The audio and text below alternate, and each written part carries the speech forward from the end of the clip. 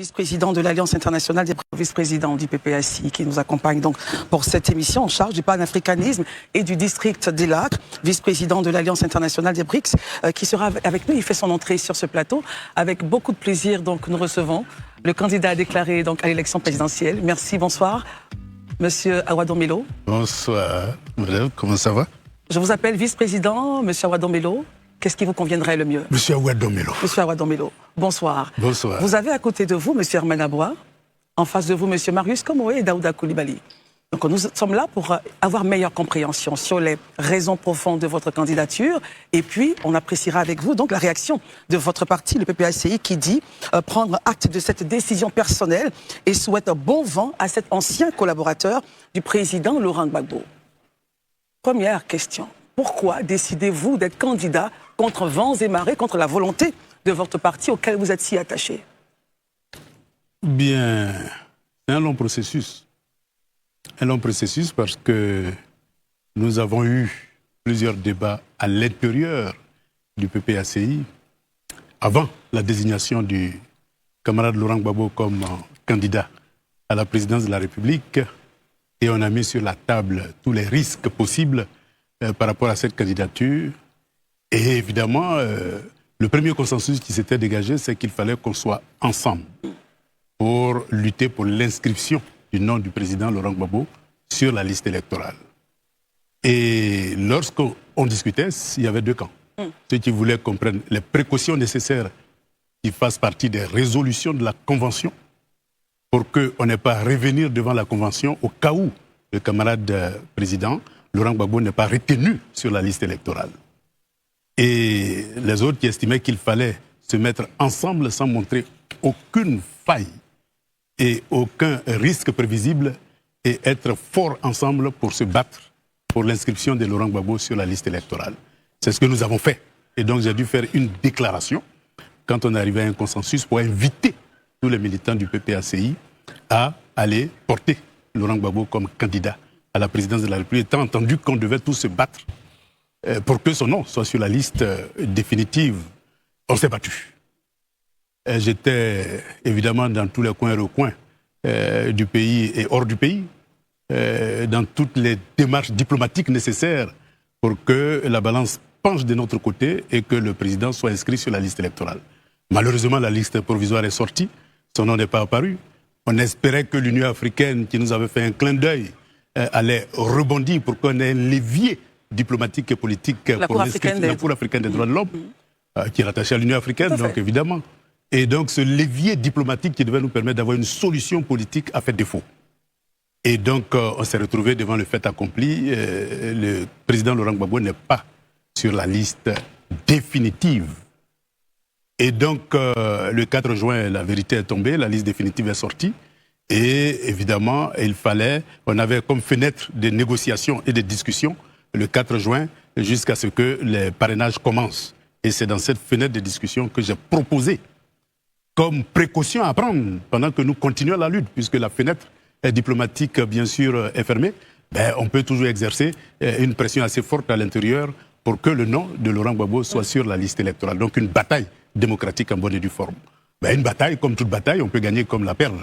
Mais le meilleur comportement qu'on puisse avoir, c'est de dire que, écoutez, on va faire une bataille, si on gagne, tout le monde applaudit, si on perd, qu'est-ce qu'on fait? Est-ce qu'on retombe dans une politique de la chaise vide qui en 2020 a été utilisée, mais qui n'a pas enlevé le régime actuel du pouvoir? Et bien, si nous répétons cette expérience-là, il est bien évident qu'on n'a pas de levier, en cas d'échec, de changer de régime, donc de passer à l'alternance.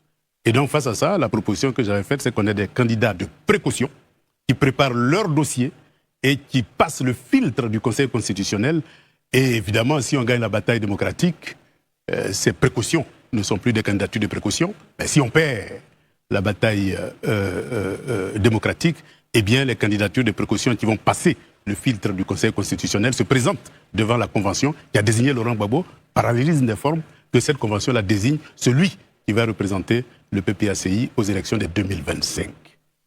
Voilà la discussion qui était en cours, et puis il y a eu fuite. Évidemment, vous savez, en démocratie... Qui a fait fuiter, justement? Allez-y demander à celui qui a fait fuiter. Certains estiment que ce sont vos services peut-être qui ont fait fuiter. Vous savez, moi aussi je les accuse. Donc on peut partir d'accusation en accusation. Là n'est pas le problème. Le fait, c'est qu'il y a eu fuite. À qui profite la fuite?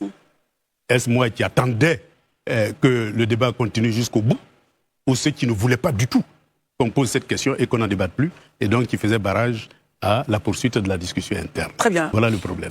Daouda? Monsieur Awa Domelo, moi j'ai juste une question d'abord de précision, après je vais poser ma question, c'est que j'ai suivi votre interview, j'y étais pas à la maison de la presse, mais je l'ai suivi en ligne. J'imagine. De bout en bout. Vous dites que vous êtes tout candidat à l'élection présidentielle, mais vous êtes toujours Gbagbo Laurent. Est-ce qu'en l'état actuel des choses, parce que la question de ma consoeur m'a un peu perturbé, quand elle a demandé comment elle vous appelle, monsieur Awa Domelo, vice-président, en l'état actuel des choses, est-ce que vous êtes toujours membre de la direction du PPACI? Allez-y, vous posez la question. Le problème d'être membre ou ne pas être membre, en politique, c'est pas ça qui est le problème.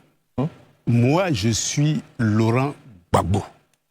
Quand je dis je suis Laurent Gbagbo, c'est pas sa personne, puisque évidemment, on a dit les mêmes parents, ni les mêmes âges, ni les mêmes. Je suis pour l'idéologie que nous avons concoctée ensemble et qui a servi de lien entre lui et moi depuis qu'on s'est connus dans les années 1983. Et donc ce lien-là fait de nous, et comme c'est lui qui a porté devant l'opinion publique, je vais dire, cette vision, cette idéologie, il est bien évident qu'il porte toujours la casquette, mais il est bien évident qu'il y a eu des lieutenants autour de lui qui ont incarné progressivement cette vision en apprenant tout simplement auprès de lui, en tirant les leçons de la lutte démocratique. Permettez-moi de vous arrêter un temps soit peu, parce que selon les informations que j'ai à ma possession, votre chef de cabinet ou directeur de cabinet, sûrement qu'il est dans le public, s'appelle Mathieu Ngata, aurait reçu un courrier où on vous relève de votre fonction de vice-président. Est-ce que vous avez dit sur cette information? Vous la confirmez ou l'infirmez? Pour moi, c'est pas que ça soit infirmé ou confirmé, ça c'est pas l'essentiel. Mais l'avez-vous reçu ce courrier? Pas encore. D'accord. Parce que je vais dire qu'il y a une guerre, il faut le savoir, dans tout parti politique, il y a des guerres. Il y a une guerre interne entre les successeurs, c'est-à-dire ceux qui ont incarné la vision et qui veulent la pratiquer, et les héritiers, c'est-à-dire les militants de la dernière pluie, qui veulent utiliser l'ombre de Gbagbo pour faire leur chemin politique. On pourrait dire la même chose pour vous aussi, M. Awa Domelo, parce qu'en l'état actuel des choses, je suis Gbagbo, je suis ceci, mais finalement, vous êtes candidat, mais vous ne voulez pas vous départir du nom de Gbagbo. C'est un peu comme ce que Afi a fait, c'est un peu comme ce que Mamadou Koulibaly a fait. Est-ce qu'aujourd'hui, vous êtes sans Gbagbo? Vous pourriez être sans Gbagbo? Être Gbagbo signifie se battre pour la souveraineté de la Côte d'Ivoire et du continent africain. Mais soyez simplement Domelo. Mais justement, parce que c'est lui qui incarne l'idéologie. Et donc aujourd'hui, nous sommes en face d'une situation assez complexe où il faut aujourd'hui qu'on ait un candidat aux élections présidentielles de 2025. Moi, je m'adresse aux militants, parce que nul n'a un titre de propriété sur le PPACI. Nous avons tous, à travers nos sacrifices, à travers les différents morts, à travers les différents prisonniers, à travers tous ceux qui ont perdu leurs biens, nous avons été tous actionnaires du PPACI. Très bien. Bien noté. Herman. Bon, moi, j'ai en face de moi un communiqué de presse du PPACI à propos de la candidature de M. Awa Domelo. Je me suis intéressé au deuxième paragraphe. Le Parti des peuples africains, Côte d'Ivoire, PPACI, prend acte de cette décision personnelle et souhaite bon vent à cet ancien collaborateur du président Laurent Gbagbo. Je crois bien que cet ancien collaborateur m'a fait un peu tiquer. Est-ce que votre parti politique vous voit aussi maintenant comme dans le passé? Justement, cette information est une information, mais comme je l'ai dit, il faut savoir une chose, c'est qu'au sommet, progressivement, les Ivoiriens vont comprendre. Progressivement, les militants du PPACI vont comprendre. Que devraient comprendre les Ivoiriens et les militants du Laurent Gbagbo est en otage. Pris en otage par qui? Je n'en dirai pas plus. Ils découvriront avec le temps. Je ne dirai pas plus. Je ne dirai pas plus. Mais les Ivoiriens découvriront avec le temps. En interne, beaucoup vous reprochent de vouloir contourner la hiérarchie actuelle du PPACI et de s'aimer la division. Votre candidature n'est-elle pas le signe d'un ego surdimensionné plutôt que d'un projet de rassemblement? C'est une candidature de responsabilité. Quand on voit la souffrance des Ivoiriens, quand on voit combien de fois nous avons besoin d'alternance dans ce pays, à un moment donné de son histoire, il faut prendre ses responsabilités. Nous sommes à un tournant important de la Côte d'Ivoire, un tournant important du monde qui est en bouleversement. Notre fenêtre de tir pour changer le cap actuel de la Côte d'Ivoire et virer dans le sens des pays émergents, eh bien c'est 2025. Et donc si cette lecture géostratégique n'est pas perçue par les Ivoiriens, nous risquons de regretter demain. Je prends encore un autre bout de phrase. J'offre ma candidature aux souverainistes et panafricanistes du PPACI, de la Côte d'Ivoire, d'Afrique et de la diaspora africaine, avec pour objectif de ne point manquer le train des BRICS pour réaliser un destin commun avec l'AES, la CEDEAO et le continent africain. En même temps que Laurent Gbagbo et ses collaborateurs semblent ne plus vous accepter, vous dites que vous le faites pour le PPACI, et aussi on voit un certain mélange entre AES et la CEDEAO que vous voulez fédérer. Qu'est-ce qu'on doit percevoir dans la démarche de Awa Domelo? Il faut savoir que la bataille pour la souveraineté est une bataille qui ne peut pas être individuelle, c'est une bataille globale. À savoir que la Côte d'Ivoire seule ne peut pas accéder à la souveraineté et maintenir cette souveraineté-là pendant longtemps si tous les voisins n'ont pas accédé à la souveraineté, parce que l'hégémonie occidentale utilise plusieurs manœuvres. Lorsque vous êtes souverain, eh bien, on active tous ceux qui sont autour de vous pour vous attaquer, pour vous faire perdre votre souveraineté. Et donc, c'est ensemble que nous pouvons acquérir la souveraineté. Dès lors qu'un des voisins n'a pas la même vision et la même compréhension de l'avenir commun de notre sous-région et l'avenir commun du continent, il est bien évident que les manœuvres de subversion contre ceux qui veulent s'affranchir de la métropole et de l'ancienne puissance coloniale auront toujours des difficultés. En 2011, c'est ce qui s'est passé. Laurent Gbagbo, avec toute son équipe, était seul contre ses voisins, seul contre l'Union africaine, seul contre la fameuse communauté internationale. Et bien seul contre tous, rien n'est possible. C'est en tirant les leçons du passé que moi, personnellement, j'ai décidé de ne plus m'isoler. Voilà pourquoi j'ai parcouru beaucoup de pays africains et que lorsque j'étais en Guinée comme conseiller spécial du président Alpha Condé, eh bien, il m'a permis de rencontrer les autorités russes. Et lorsqu'il y a eu le coup d'État en Guinée-Conakry, il est bien évident que j'ai été bien accueilli par ces autorités. Ça m'a permis de rentrer dans l'Alliance internationale des BRICS et d'être en contact avec les grands décideurs de ce monde. Donc j'estime qu'aujourd'hui, on n'est pas seul. Et j'estime qu'aujourd'hui, on a toutes les relations internationales nécessaires. Et heureusement, ces relations internationales vont dans le sens de l'émancipation des peuples anciennement dominés, ce qu'on appelle le Sud global. Et donc, pour moi, j'estime que je suis arrivé à un point tel que notre isolement de 2011 peut être oublié et qu'il suffit que les Ivoiriens, y compris les militants du PPACI, me fassent confiance pour que demain, on change le cours de l'histoire de la Côte d'Ivoire et qu'on s'inscrive dans la dynamique des pays émergents. Marius Komoé? Au cours donc de votre déclaration de ce jour, de candidature, au cours de votre point de presse, pour me résumer, vous annonciez que vous êtes un sociodémocrate et souverainiste. Socialiste. Vous êtes socialiste, démocrate et souverainiste, issu du communisme. Oui. Qu'entendez-vous par là? D'abord, vous savez que le communisme, tel que ça, on l'a connu à sa naissance, n'était pas pour la démocratie pluraliste. Parce qu'il y avait deux types de démocratie en ce temps-là. Ce qu'on appelait la démocratie populaire et la démocratie pluraliste. Et donc les communistes étaient pour une démocratie populaire, évidemment, qui ne reconnaissaient pas les partis, et parce qu'ils estimaient que le seul parti qui vaille la peine, c'est le Parti communiste. Et donc qui ne connaissaient pas, je vais dire, de démocratie, mais de dictature du prolétariat.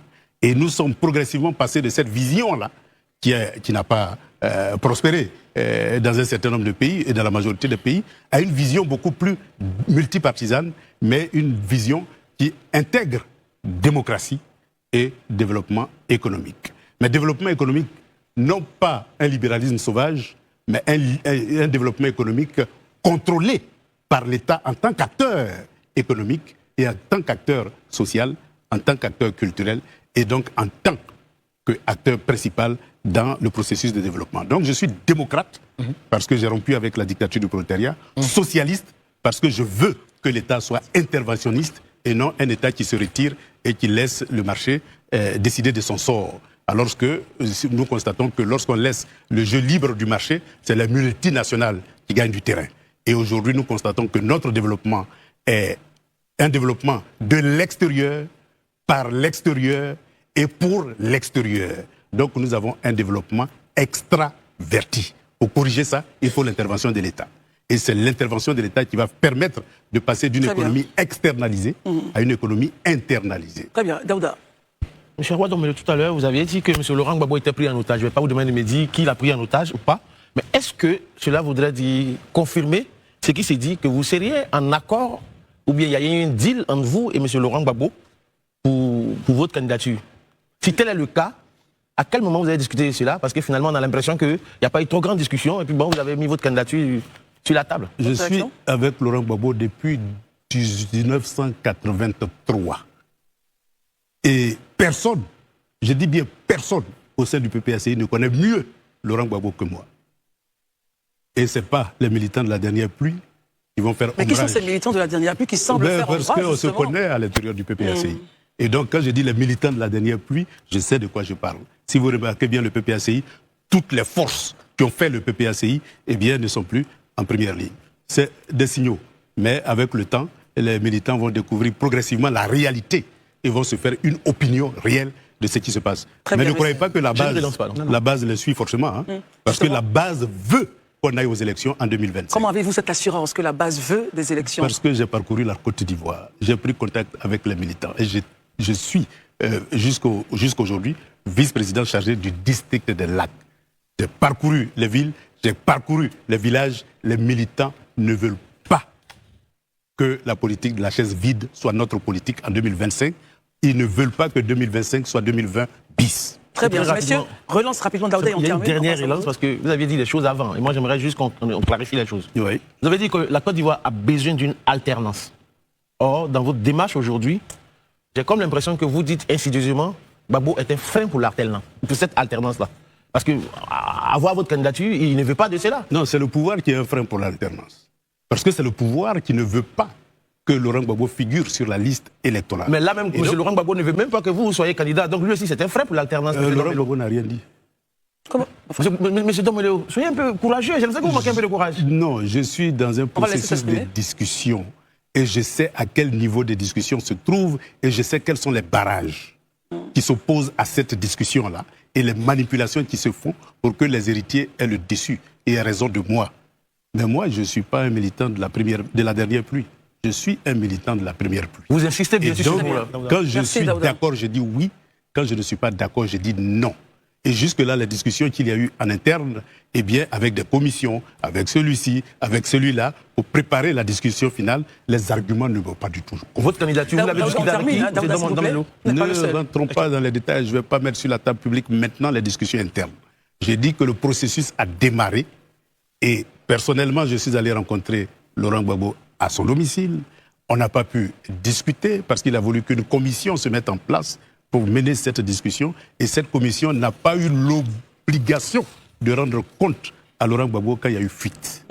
Bon, Donc pour moi, j'estime que la discussion n'est pas épuisée.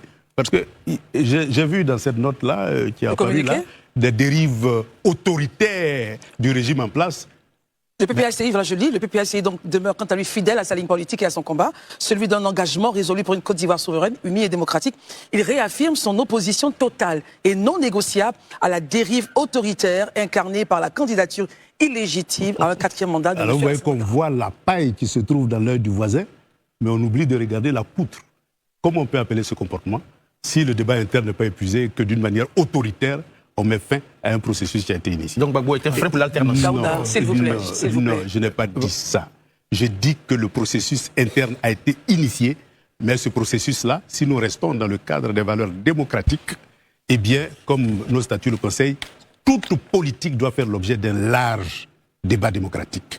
Sinon, c'est une dérive autoritaire et je dirais une dérive au niveau de fonctionnement de l'appareil exécutif. Herman. Avant de Domélo, quelle est la différence finalement, quelle serait la différence entre le programme, le vôtre, de société, et celui finalement de Laurent Gbagbo, si lui aussi il est retenu? Et puis pour savoir, vous êtes devenu président, on s'imagine que ça va bien se passer, et quelles sont les premières actions, les premiers actes que vous prenez pour répondre à cet appel de souveraineté, de panafricanisme et autres que vous lancez? En 2011, disons quand on a pris le pouvoir en 2000, notre objectif c'était de construire une souveraineté. Et cette souveraineté, 2 ans après notre accession au pouvoir, a été attaquée par, au début on a pensé que c'était uniquement des rebelles, mais au fur et à mesure on a vu que derrière c'était l'ancienne puissance coloniale qui évidemment a utilisé toute sa puissance militaire et diplomatique pour nous dégager. Donc pour nous, et quand je dis puissance militaire, on a vu que le dénouement de la crise, c'était l'armée française qui était en première ligne. Donc la première décision, si nous voulons construire une souveraineté, c'est de annuler les accords de coopération en matière de défense pour libérer la Côte d'Ivoire de toutes les armées étrangères, surtout celles qui ont colonisé la Côte d'Ivoire par la force. Parce que personne n'a appelé l'armée française en Côte d'Ivoire. Elle s'est imposée par la force pour ses intérêts. Et comme on a besoin de développer la Côte d'Ivoire en tenant compte des intérêts des Ivoiriens, il faut que cette armée qui œuvre pour l'intérêt de l'ancienne puissance coloniale parte. et avec elle, évidemment, toutes les autres armées alliées à cette puissance coloniale-là. D'autres actes. Et donc ça, c'est la première décision. Et la deuxième décision, c'est comment sécuriser le pays, parce que les armées impérialistes reculent toujours, mais pour mieux sauter ensuite. On a vu en Guinée, on voit aujourd'hui dans l'AES, on voit un peu comment ça manœuvre autour de l'AES pour déstabiliser l'AES par des coups d'État fréquents. Et donc, si vous ne prenez aucune disposition pour sécuriser votre pays après avoir chassé l'armée d'occupation, il est bien évident que ça ne sera que de courte durée. Mais l'armée française, il a dit que l'armée française n'est plus en Côte d'Ivoire. Non, c'est des histoires drôles. L'armée française est bel bien, puisque les accords de défense existent. Or, aujourd'hui, on a tout simplement tenu compte de la modernisation des moyens d'attaque d'un pays. Et donc, on peut être en France et puis attaquer la Côte d'Ivoire si c'est autorisé. On peut prendre un avion pour survoler. En 2011, qu'est-ce qui s'est passé? Lorsque la crise était très tendue, on a vu un avion débarquer à l'aéroport d'Abidjan, alors que j'étais ministre de l'Équipement, et que j'avais interdit à ce que cet avion atterrisse. Mais l'avion a atterri tout simplement parce que l'aéroport est concédé à un investisseur extérieur. Et donc, cet investisseur estimait qu'il ne répondait plus des décisions de la Côte d'Ivoire, mais répondait des décisions d'outre-mer. Conséquence, l'avion a atterri. Elle n'était pas au 43e BIMA. L'avion n'était pas au 43e BIMA. Décollé de Paris, atterri en Côte d'Ivoire et en moins de 24 heures a fait tout le boulot. Donc ça veut dire tout simplement que c'est les accords de défense qui ont permis à cet avion-là d'atterrir. Vous pensez à la souveraineté monétaire également. Ah oui, donc vous comprenez que 43e BIMA, avec le développement de la technologie militaire, n'est plus nécessaire pour mettre en œuvre un accord de défense. Et donc nous disons annulons tout simplement les accords de défense pour qu'un avion décollant de Paris n'atterrisse pas en Côte d'Ivoire sans l'autorisation de ceux qui dirigent ce pays-là. Et donc c'est la première décision. Évidemment, les autres décisions, c'est les accords monétaires, parce que vous comprenez que nous sommes dépossédés de nos réserves en devises, nous sommes dépossédés de nos épargnes, et donc si nous voulons avoir une politique de crédit au profit des citoyens ivoiriens, il faut qu'on se réapproprie notre monnaie, on se réapproprie nos épargnes et qu'on puisse faire du crédit aux opérateurs économiques et de développer l'économie nationale par les Ivoiriens et pour les Ivoiriens. Puisque dans tous les pays développés, les acteurs nationaux dominent l'économie et créent des partenariats avec des opérateurs extérieurs. Mais en Côte d'Ivoire, un pays dominé, on se rend compte que 95% de l'économie n'appartient pas aux Ivoiriens. Il faut inverser la tendance. Et donc c'est un processus. Vous dites, Marius ? à l'annonce, donc ce matin dans votre point de presse, vous dites que l'annonce de la candidature de M. Alassane Ouattara va poindre à l'horizon justement le prolongement du parti État. Je voudrais bien comprendre. En quoi est-ce que l'annonce, cette autre mandature de M. Ouattara, si elle venait à être avérée, eh bien, verrait poindre à l'horizon un parti État, étant entendu que vous-même, vous êtes d'un parti qui n'est pas encore dissout, et que les autres, qui n'est pas encore dissous, plusieurs partis politiques, et non des moindres, existent aujourd'hui en Côte d'Ivoire. On parle donc loin du monolithisme politique, on parle du parti, de plusieurs partis aujourd'hui en Côte d'Ivoire, de multipartistes. Alors non, moi je n'arrive pas à comprendre comment une candidature peut voir poindre à l'horizon le parti État. Il faut faire la distinction entre parti État et parti unique. Parti unique, aucun autre parti n'existe. Parti État, le parti qui est au pouvoir, considère l'État comme un butin de guerre. C'est-à-dire, si vous n'êtes pas du parti, vous n'avez pas de tabouret. Dans l'administration, dans la haute administration et dans les sphères clés de l'appareil de l'État. Voilà la caractéristique fondamentale d'un parti État, où on ne s'occupe pas des talents, mais on s'occupe du parti. Et donc c'est un parti État, c'est-à-dire un parti qui œuvre uniquement pour ses partisans. Donc c'est le gouvernement d'un parti, par un parti et pour un parti, à l'exclusion des autres talents qui sont des autres partis politiques.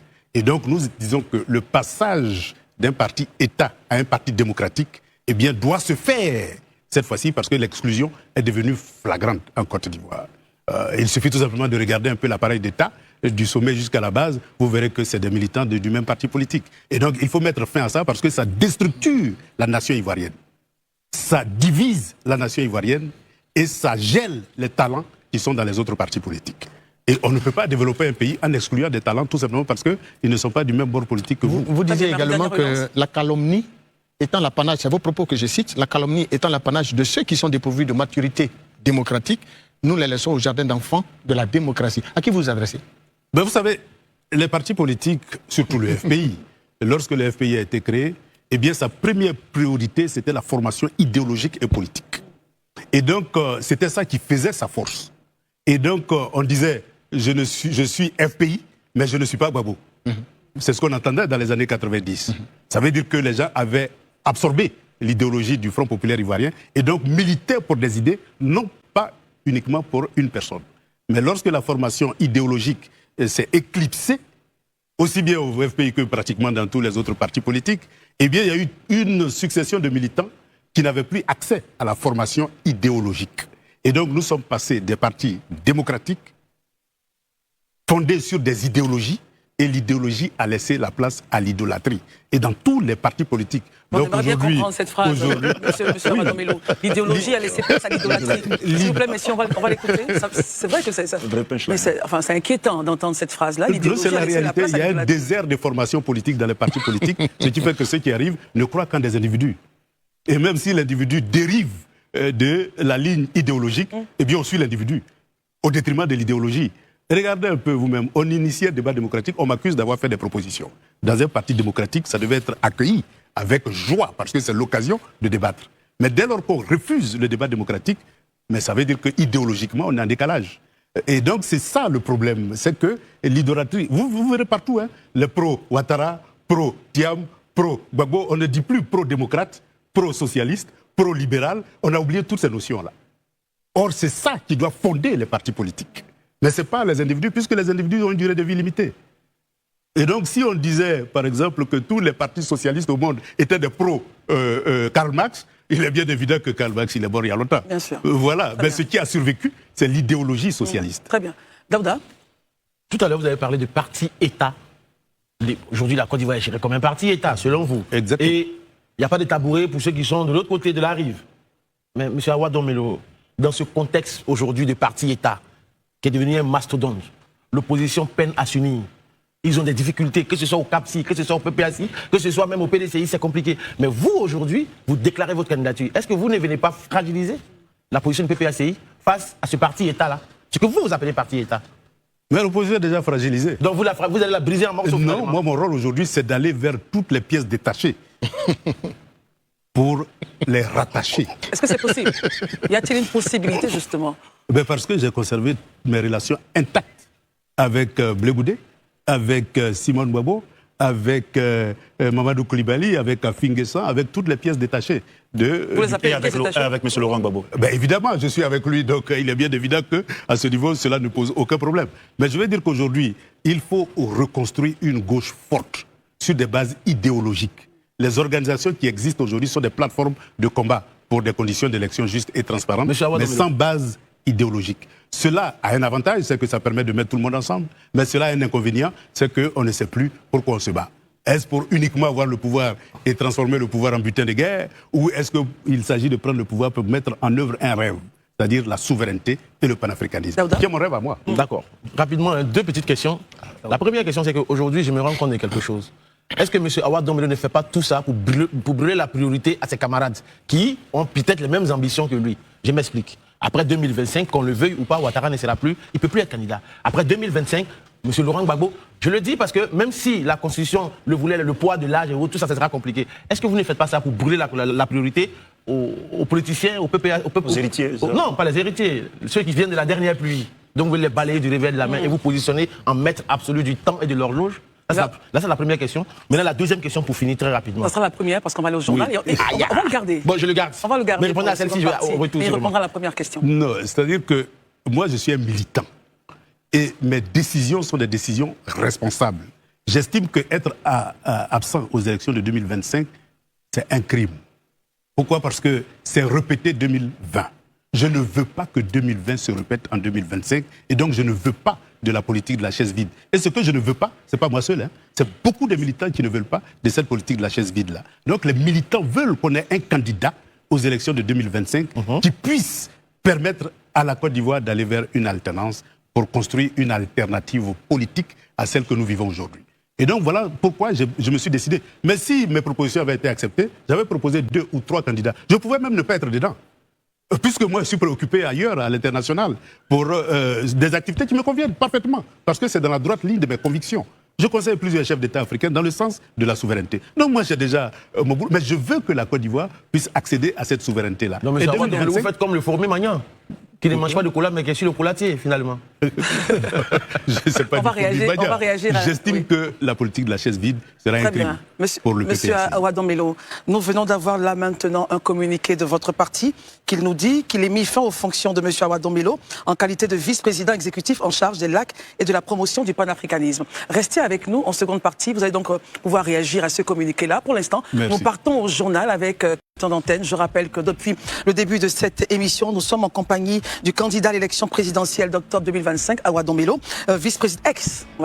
ex-vice-président du PPACI, en charge du panafricanisme et du district des lacs. Mais vous êtes toujours vice-président de l'Alliance internationale des BRICS. Alors, avant d'aller au journal présenté par Karel Dablé, nous avons lu donc ce communiqué qui venait de tomber de la direction du parti, signé par le président Laurent Gbagbo lui-même, qui vous démettait donc de vos fonctions. Il est dit donc en l'article 1, vu la Constitution, la loi, les statuts, l'article, ceci, je vais m'abstenir de le lire, mais en tout cas, on retient qu'il ait mis fin aux fonctions de monsieur Awadon Melo en qualité de vice-président exécutif en charge des lacs et de la promotion du panafricanisme. Et donc, Justin Koné-Katinan est dorénavant aussi en charge de la promotion du panafricanisme. Donc, il est, on rappelle que le président du Conseil stratégique. Aujourd'hui, sans l'appareil du parti, pouvez-vous gagner ces élections? Qu'êtes-vous réellement, justement, sans l'appareil du parti? Mais avant, comment est-ce que vous accueillez cette nouvelle? Êtes-vous surpris? Je le savais depuis longtemps, qu'un petit groupe était en train de faire la liste de tous mes partisans et ils ont commencé à les sanctionner. Un petit groupe? Oui, un petit groupe. Quand je dis petit groupe, c'est vraiment un petit groupe. Oui, mais le parti est structuré. C'est bien peut-être le conseil de discipline qui a porté le point au président Laurent Gbagbo, qui a acté. Laurent Gbagbo est à Jacquesville. Personne ne peut, en 1 heure du temps, aller de Jacquesville et revenir avec un document signé de son nom. Bref, ce n'est pas le plus important. Le plus important, c'est les militants du PPACI. Les militants du PPACI doivent comprendre, et ils le disent eux-mêmes, qu'ils ne veulent pas de la politique de la chaise vide. Mais certains, lorsque vous discutez avec eux, ils estiment qu'il faut attendre. Attendre quoi, je ne sais pas. Alors qu'en attendant, eh bien, le régime continue de se perpétuer. Devant cette logique-là, on attendra jusqu'à ce que le PPACI disparaisse. Voilà le dilemme qui se trouve aujourd'hui entre les mains des militants du PPACI. Depuis que nous avons commencé à boycotter les élections en Côte d'Ivoire, le PPACI ne fait que maigrir et se décompose en pièces détachées progressivement. Voilà la réalité du PPACI. Et donc, si ça se prolonge et que ce régime reste en place pendant 5 autres années, eh bien, vous verrez que le PPACI ne sera plus que l'ombre de lui-même. Il sera même encore plus en pièces détachées. Donc, il y a un risque important que le PPACI traverse. Mais évidemment, quelle est la faute que j'ai commise? C'est d'avoir fait une proposition. Dans un parti démocratique, faire une proposition est une richesse. Et le débat démocratique est une richesse. Or, aujourd'hui, on a l'impression que le débat démocratique est devenu, je vais dire un mal, un péché. De proposer, de discuter, c'est devenu un péché. Donc, nous sommes passés progressivement de la pensée plurielle à la pensée unique au sein de l'appareil. Cela est dangereux pour le parti. Et cela même est dangereux pour la Côte d'Ivoire. Parce que lorsque vous créez un parti qui tend vers le sectarisme, il est bien évident que l'accession d'un tel parti au pouvoir crée forcément un parti-État. Et donc, on va aller, si par chance on arrive au pouvoir, on va aller d'un parti-État à un autre parti-État. On ne construit pas une démocratie en éliminant les différences. Les différences doivent s'exprimer. Donc, moi, j'estime que par rapport aux valeurs que je défends, cette décision est une dérive autoritaire qui le reproche au régime qui est en place. Qu'est-ce que vous allez faire? Qu'il regarde un peu. Non, moi j'avais déjà préparé ma lettre de démission. Vous étiez prêt à démissionner? Ah oui, j'étais prêt à démissionner parce que quand un homme n'est pas d'accord, il dit non. Je ne suis pas d'accord avec la politique de la chaise vide et je le dirai à tous les militants du PPACI que ce qui est organisé aujourd'hui, c'est d'aller vers une politique de la chaise vide, comme en 2020. Il est bien évident que les militants ne sont pas du tout préparés à cette décision. Mais on leur fait croire que, souvent même on fait croire que le nom de Gbagbo Laurent est sur la liste électorale, c'est simplement parce qu'on ne lit pas bien cette liste électorale-là, qu'on pense que son nom n'est pas sur la liste et que ce n'est pas un problème. Très bien. Et donc, ce mouvement-là vers la politique de la chaise vide, les militants ne s'attendent pour le moment pas à ça, mais la vérité sera connue d'ici peu de temps. Et donc tout le monde va découvrir la vérité. Monsieur Domelo, avant ma question, vous venez de dire que vous avez déjà préparé votre lettre de démission. Est-ce que ça dit que vous allez démissionner du PPACI? Non. J'ai été co-auteur du manifeste du PPACI. Ce manifeste-là correspond exactement à la vision que j'ai toujours défendue à l'intérieur du FPI, qui en 1996, évidemment, a été mis de côté. au nom de la mondialisation et de l'hégémonie occidentale, qui est revenu après la crise de 2011, et nous avons remis l'idéologie du PPACI en ordre de bataille par rapport au nouvel ordre mondial. Et donc, je reste militant du PPACI parce que convaincu que la voie qu'il faut pour libérer la Côte d'Ivoire, évidemment, c'est la bataille pour la souveraineté. Allez-vous explorer des voies de recours? Non, j'étais prêt à démissionner, donc je n'ai pas besoin de voie de recours. Mais pourquoi vous ne l'avez pas fait avant de présenter votre candidature? Parce qu'il y avait une porte de négociation qui était ouverte. Et ma question maintenant, si la négociation à terme disait que on n'est pas d'accord avec vous, moi, quand je ne suis pas d'accord, je dis non. Et je dépose en même temps ma lettre de démission. Mais il est bien évident que je ne peux pas déposer ma lettre de démission tant que les négociations étaient en cours. J'allais être pris à défaut par rapport à moi-même. On discute, on n'est pas arrivé à terme, tu démissionnes. Et ça veut dire que c'était prémédité? Non. On retient que vous restez militant du PPACI, mais plus vice-président. En toute sincérité, M. Awa Ndombelo, pensez-vous sérieusement avoir une chance de gagner face à un appareil d'État que vous qualifiez de parti État, aussi puissant que celui du RHDP, ou préparez-vous déjà une défaite que vous allez expliquer plus tard par la fraude? Et pour compléter la question d'Herman, vous partez en candidature là indépendante? Je ne suis pas vice-président du PPACI à partir d'aujourd'hui, mais je reste vice-président de l'Alliance internationale des BRICS. Et justement, lorsque j'avais mûri ma décision de déposer ma candidature, ils ne m'ont pas sanctionné pour ça. Donc, ça veut dire que, quelque part, je vais dire, ma volonté d'œuvrer pour la souveraineté de la Côte d'Ivoire, eh bien, elle est largement partagée aussi bien à l'intérieur qu'à l'extérieur de la Côte d'Ivoire. Par conséquent, je continuerai mon chemin en m'adressant directement aux Ivoiriens. Parce que nous avons 8 700 000 électeurs en Côte d'Ivoire, et le PPACI, c'est 600 000 militants. Évidemment, à l'intérieur du PPACI, ils ne sont pas tous pour la politique de la chaise vide. Hein. Ils veulent aller aux élections. Il me revient à moi de me rapprocher de tous les autres partis de gauche pour qu'ensemble, on puisse réfléchir sur l'avenir de la Côte d'Ivoire.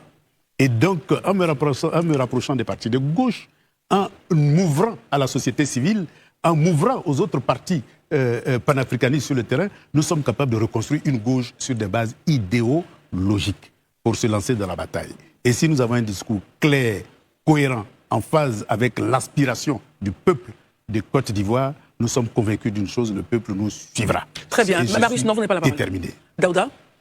M. Awa Ndombelo, vous avez dit tout à l'heure que vous étiez prêt à démissionner. Moi, je ne suis pas d'accord avec vous. Vous savez pourquoi je ne suis pas d'accord avec vous? Parce que dès l'entame de l'émission, je vous ai posé cette question concernant ce courrier. Vous avez donné l'impression de ne pas être au courant de quoi que ce soit. Mais après la sortie du courrier, vous dites que oui, j'étais prêt à démissionner. Est-ce que ce n'est pas une fuite en avant? Non, ce n'est pas une fuite en avant, c'est un processus. Vous savez, en 1996, lorsqu'il y a eu l'alliance FPI-RDR, dont j'étais absolument contre, j'ai démissionné. Parce que quand un homme n'est pas d'accord, il dit non, tout simplement. Moi, je suis un homme de conviction. Je ne suis pas un homme de complaisance ou qui cherche des postes. Voilà. Et quand j'ai démissionné, je suis resté militant de base jusqu'à ce qu'on reformule le programme du PPACI sur les bases des convictions auxquelles je croyais. À l'époque, c'est à ce titre-là seulement que j'ai accepté d'être membre de la direction. D'accord. Et ça m'amène à ma deuxième question qui est la suivante. Aujourd'hui, l'opposition demande un dialogue avec le parti au pouvoir. Avec ce que nous venons de voir aujourd'hui sur ce plateau. Vous venez d'être limogé en live, ça c'est une première. C'est exceptionnel pour moi qu'un vice-président soit limogé en live pendant qu'on est à la télévision nationale. Et justement, il y a comme en fait au sein du PPACI le manque de dialogue. Est-ce que vous pensez que le PPACI, votre parti, que vous chérissez tant, a-t-il le droit de s'arroger le pouvoir de discuter avec le gouvernement? Il dit non, on veut une discussion, pourtant en interne, on refuse de discuter avec Ndombelo. Mais vous relevez le... Non, là, nous sommes arrivés à un stade important de la vie des partis. C'est-à-dire la démocratie interne à l'intérieur des partis est à construire autant que nous construisons la démocratie à l'échelle nationale. Parce qu'un parti non démocratique ne peut conduire un État vers la démocratie. Et donc, si nous voulons un État démocratique, nous devons commencer par démocratiser nos différents partis politiques, c'est-à-dire par accepter le débat démocratique interne, et le fameux « asseyons-nous et discutons » doit être d'abord interne avant de revendiquer à l'extérieur. Parce que dès lors qu'on constate qu'on demande à l'autre de s'asseoir pour discuter et qu'on refuse en son sein « asseyons-nous et discutons », il y a un paradoxe. Et donc il faut construire la démocratie interne pendant que nous construisons la démocratie externe. Dernière relance, Daouda. La dernière relance, c'est justement concernant les BRICS, parce que vous êtes toujours vice-président des BRICS. Parce que j'ai entendu... L'Alliance des BRICS. Excusez la méprise. Ce que je veux savoir, parce que dans votre discours, vous avez un discours souverainiste. Et vous voulez qu'on s'ouvre aux BRICS, on s'ouvre à tout le monde finalement. Est-ce que ce n'est pas une façon de dire quittons un maître pour un autre maître? Permettez-moi, excusez ma candeur aussi la question. Parce qu'aujourd'hui, nous sommes avec la France, on a le CFA, tout va bien, la Côte d'Ivoire est souveraine, elle décide de tout, de tout ce qu'elle veut. Mais vous estimez qu'on n'est pas souverain. Peut-être que nos souverainetés, on va la gagner avec les BRICS. Pourquoi pas la Russie? Non, Il se dit que vous êtes l'homme de la Russie quelque part. Allez-y. Non, les BRICS, c'est d'abord une idéologie. C'est-à-dire la souveraineté des États dans un monde multipolaire où chaque État souverain coopère avec le pays de son choix, sans agressivité d'un État. C'est ce que fait la Côte d'Ivoire. La Côte d'Ivoire, malheureusement, a des liens encore coloniaux avec l'ancienne puissance coloniale. C'est une vue de l'esprit. Non, je vous explique. Aujourd'hui, lorsque vous voulez coopérer avec la Russie, c'est impossible tout simplement parce que nos accords monétaires entre la France et la Côte d'Ivoire nous obligent à passer par l'Europe pour coopérer avec la Russie. Il n'y a pas de coopération directe sur le plan monétaire. C'est-à-dire que moi, je suis russe, je viens en Côte d'Ivoire, ma carte de crédit ne fonctionne pas parce que tout simplement, l'Europe a sanctionné la Russie. Voilà pourquoi nous disons que nous avons des liens coloniaux qui nous empêchent de nous ouvrir aux autres pays membres des BRICS. Et donc ces liens-là, il faut les couper tout simplement pour qu'on puisse avoir le choix. Parce qu'il n'y a pas que de meilleurs en Occident, qui est d'abord déclinant, il y a de meilleurs dans les pays émergents, il faut pouvoir s'ouvrir. C'est pour cela que je me bats pour la souveraineté. Et donc, lorsque vous parlez, prenons le cas de la Russie tout simplement. La Russie a libéré l'Europe, mais l'Europe n'est pas devenue une colonie russe. Lorsque le nazisme avait occupé l'Europe, la Russie a contribué à libérer la Chine, mais la Chine n'est pas une colonie russe. La Russie a contribué à libérer l'Égypte, mais l'Égypte coopère beaucoup plus avec les États-Unis qu'avec la Russie. La Russie a contribué à libérer même la Côte d'Ivoire, parce que le RDA, le PDCI, était d'obédience communiste à sa naissance. C'est à travers la Troisième Internationale contrôlée par la Russie que le PDCI a été fondé. Mais la Côte d'Ivoire n'est pas devenue une colonie russe. Et donc, il faut savoir choisir ses partenaires qui peuvent t'accompagner dans ton cheminement vers la souveraineté. Et c'est ce que fait la Russie, parce que la Russie a toutes les matières premières que nous avons. Et donc, elle ne vient pas en Afrique sans qu'on l'ait invitée à coopérer avec nous. Tout simplement parce que si vous lui proposez du pétrole, ils en ont. Vous proposez de l'uranium, ils en ont. Vous proposez du fer, ils en ont. Tout ce que ceci fait la particularité de l'Afrique, ils ont ça. Donc si vous ne les invitez pas à coopérer avec vous, ils ne viendront pas. Et même si vous avez des accords que vous les annulez, comme beaucoup de pays que la Russie a contribué à éliminer annulent, ils s'en vont tout simplement parce que c'est un accord comme parmi tant d'autres. Donc il faut savoir choisir ses amis qui peuvent t'accompagner à être souverain. Aujourd'hui, l'armée chinoise n'a rien à voir avec l'armée russe. Ils les ont accompagnés à être souverains. L'armée iranienne n'a rien à voir avec les autres armées. Aujourd'hui, ils sont militairement souverains. Mais grâce à qui? Grâce à une coopération gagnant-gagnant avec la Russie. Voilà un peu la particularité. Et je pense que c'est ce chemin-là qui est bien. Je comprends mieux maintenant. Merci. Très bien. Marius Komoé. À l'entame de cette émission, vous disiez avoir rencontré Mme Simone Gbagbo, M. Mamadou Koulibaly, et M. Afin Guessan et même M. Charles Blé Goudé. Et vous avez même ajouté que vous avez gardé des rapports très étroits, pour ne pas dire intacts, avec ces personnalités citées. Peut-on donc s'attendre à une unicité dans l'action relativement à votre candidature à la tête, pour la présidentielle de 2025? Ma volonté ferme, c'est que à côté, je dirais même aujourd'hui, les plateformes de lutte, bientôt vont connaître leur fin. Quand le Conseil constitutionnel va annoncer les candidatures, on ira tout droit vers les élections. Mon objectif fondamental, c'est que la gauche propose maintenant une plateforme idéologique pour la conquête du pouvoir. Et donc, nous serons prêts à discuter dans cette gauche-là pour avoir une stratégie commune vis-à-vis des électeurs des Ivoiriens et que cette stratégie-là puisse avoir un discours commun qui puisse permettre d'avoir l'adhésion de la population. Et donc, je continuerai mes discussions avec eux pour que... Y compris avec le PDCI? Avec le PDCI, parce qu'il y a des souverainistes au PDCI, figurez-vous. Même au RDA, il y a des souverainistes. Pas les mêmes idéologies. Même au RHDP, il y a des souverainistes. Absolument. Moi, j'en ai rencontré beaucoup. Absolument. Et donc, la proposition que nous faisons, c'est au-delà. Ça transcende les partis politiques. C'est une idéologie qui peut être vécue par tout citoyen ivoirien désireux de se libérer pour aller progressivement vers la souveraineté dans un monde multipolaire où tout le monde a l'avantage de coopérer avec tout le monde. Une dernière relance, Marius, et puis on aura son mot de fin. Alors, la question des parrainages. Comment est-ce que vous comptez avoir les parrainages? Parce que c'est quand même un levier indispensable avant d'arriver donc au second step que le Conseil constitutionnel donc pourra valider. Est-ce que vous êtes sûr d'avoir les parrainages des militants du PPACI? Ça, c'est pas un problème, ça. Les parrainages, vont de bon train. Ça, c'est pas un problème. Je constituerai mes dossiers de parrainage. Je vous dis que les militants, les électeurs, on est 8 700 000. Voilà. Et les 8 700 000 ne sont pas militants du PPACI. Et même à l'intérieur du PPACI, eh bien, il y a des gens qui refusent la politique de la chaise vide. Et ceux-là sont prêts à m'accompagner dans mon cheminement pour la victoire des souverainistes ivoiriens, des souverainistes africains et des souverainistes du monde entier qui se battent chaque jour pour l'avènement des mondes multipolaires. Si vous aviez une double nationalité, double nationalité. Une double nationalité. Et puis le mot de fin. Mon père est Agni de Bongwanou, ma mère est Baoulé de Bouaké et je n'ai jamais changé de nationalité. Vous n'avez pas une nationalité malgré toutes les russe. Propositions Très qui ont bien. été faites. Ben, je reste ivoirien et fier d'être De ivoirien. l'être. Vous Alors, faites bien Monsieur de le Awa dire. Dombello, il est temps maintenant pour nous de mettre un terme à cette émission. Quel mot de fin Un message. vis-à-vis donc des téléspectateurs qui ont pris plaisir à vous écouter? C'est un message à tous les citoyens de Côte d'Ivoire. Je suis déterminé et mon parcours le démontre et je suis déterminé à ce qu'on relève le défi de la bataille pour la souveraineté. Et je suis déterminé qu'à côté de la chaise vide, eh bien, on ait un candidat qui porte l'espoir des citoyens ivoiriens qui veulent une alternative en Côte d'Ivoire. Et cet espoir-là, je veux être l'incarnation. Qu'il me fasse confiance.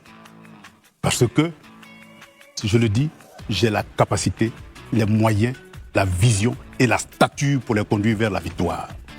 Et donc, il est important que les citoyens sachent qu'ils ont quelqu'un qui est capable de les conduire. Et je ne le ferai pas seul.